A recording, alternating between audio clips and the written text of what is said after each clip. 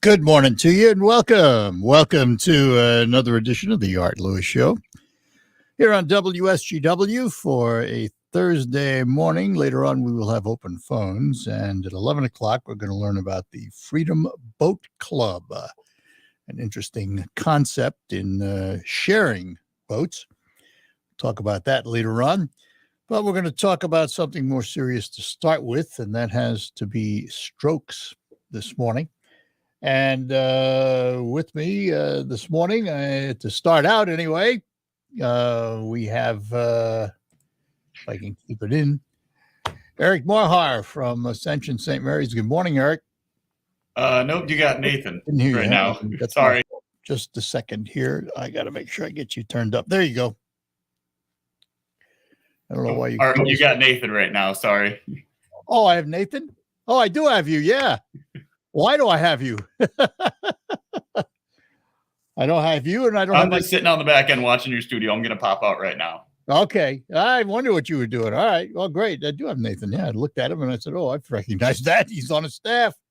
I'm expecting calls from Dr. Joseph Adele from St. Mary's and from Eric Marhar, who is a stroke program coordinator at St. Mary's. So as soon as we get them lined up and get them on, we'll have that discussion this morning. In the meantime, as is always the case, no guests, open phones. So we get to start open phones early. So if you'd like to join in the conversation with something you have on your mind, the numbers 989-752-6111. That'll put you in touch with us from wherever. Literally anywhere. And that's because most carriers don't charge us long distance roaming and all that fun stuff anymore. So with that said and done, this is a notable day in television broadcasting because it marks the end of years of the Ellen DeGeneres show. Her show, of course, airing in the afternoons around here, I think around 5 o'clock, something like that, 4 or 5 o'clock. Today is the final episode. She announced last year that she would be dropping off of television, retiring, if you will. With, as they say, mixed emotions. And the final episode airs this afternoon of the Ellen DeGeneres show. It probably, as talk shows go, and I'm not a talk show aficionado on television. I don't watch them. I don't watch many of them, but I have watched hers a number of times. And it's usually pretty interesting. I mean, it's,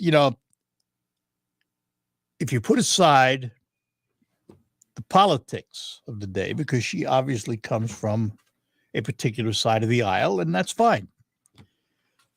I look at things from the entertainment standpoint. Was she entertaining? The answer is yes, she was entertaining. Her guests were entertaining. So from my standpoint, great show. It'll be missed. Huge audience. More power to her. All right.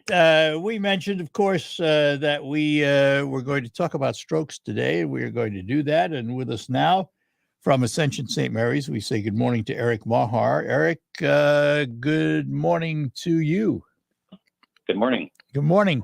Dr. Adele with you or not yet? He is. He is. All right. Good morning to Dr. Joseph Adele, too. Good morning. Good morning.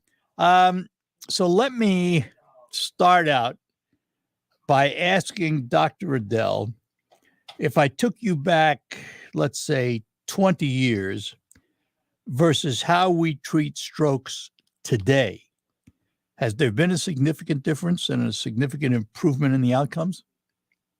Oh, absolutely. There have been way changes. Like the stroke used to be one of the leading causes of death and disability, and we have changed that significantly in the United States and worldwide.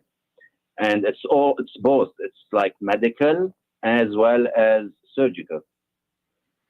I have to ask, because at one time, if I remember right, and these are numbers off the top of my head, and excuse me if I'm wrong, but you only had a very, very short window if someone suffered a stroke to get them to the hospital to be able to reverse or stop the effects of that stroke.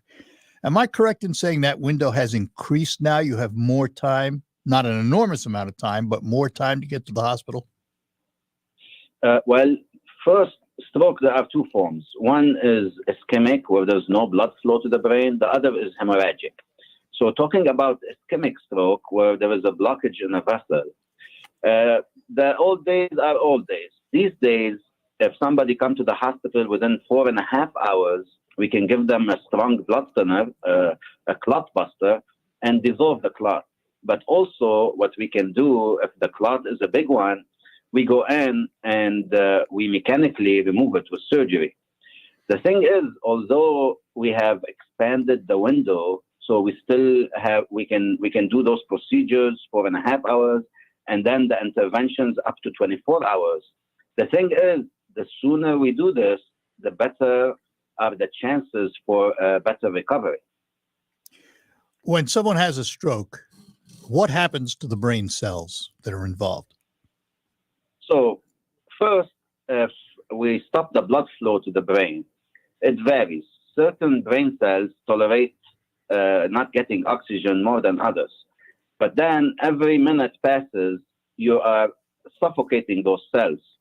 And then some of them will not tolerate, and you start losing some of those cells. So those cells will die. And as you know, in the brain, the brain cells do not regenerate. So some people are different than others. Some people, the brain cells tolerate not getting blood longer than others. But the thing is, once you stop that blood flow, you should not take any chances. The faster we can regain the blood flow to the brain, the better those brain cells will do, the better the patient will do. And Eric, what's your responsibility as stroke program coordinator? What's your function? Well, I work on policies and data and quality for the patients in the program in the hospital, but also I spent some time trying to do a lot of community service events, community education. For example, just a couple of days ago, I was at the YMCA here in town giving a stroke presentation to our community members, trying to educate them on how to identify the signs and symptoms of stroke, but also how to identify their personal risk factors so that they can decrease the chance that they themselves would have a stroke. And we're going to talk about that. I've got to take a break, but we will be back with both of you. We're talking to Dr. Joseph Adel and Eric Mahar from Ascension St. Mary's as we talk about strokes and the signs of a stroke and what to do if you have those signs or someone near you has those signs. We will have more coming up here on the Art Lewis Show. Imagine this, winning big at Soaring Eagle. Make a run for the money, and you could win up to $10,000 cash every Friday in May from 7 to 11 p.m. Then on Saturdays, the summer celebration is your chance to win up to $5,000 in premium play, or the grand prize, a share of $100,000 cash on May 28th. Soaring Eagle Casino and Resort, your getaway reimagined. Visit SoaringEagleCasino.com for complete rules and details. Looking for a new place to call home? The Springs of Frankenmuth is a Wellspring community focused on age-friendly home design, supportive technology, services, and home affordability. The Springs will quickly become part of your active senior lifestyle.